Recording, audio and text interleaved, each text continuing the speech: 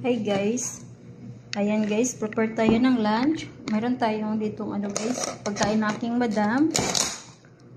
Ayan, may sweet potato tayo sa pangalan nito sa Pilipinas, kamote.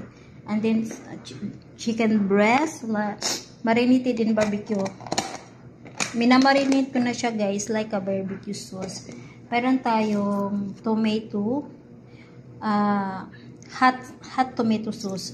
Ang tawag dito, hot sauce, tomato hot sauce, but wala siyang ano guys, sili, kasi ayaw ng madam ko na may sili. Ano lang siya guys, tomato with onions. Ayan yung gagawa tayo ng kabsa mix. Sa atin may gas. Ayan, minamarinate ko na yung chicken guys. Ayun sa gusto nyong marinated. Ayan, ito yung ingredients niya guys.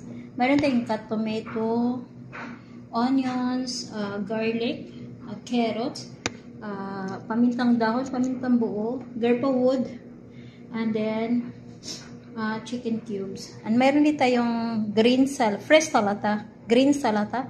Meron tayong lettuce, parsley, white onions, and tomato, olive seed. No? Yeah? This is olive seed. Okay, ito yung ginagawang olive oil guys. Meron tayong olive seed here. Ito yung preparing sa pagkain ng amo ko. Everyday guys, ganito yung prepare ng pagkain ng amo ko. Ayan. Ito yung prepare ko sa pagkain ng aking amo. Ayan guys, thank you so much guys.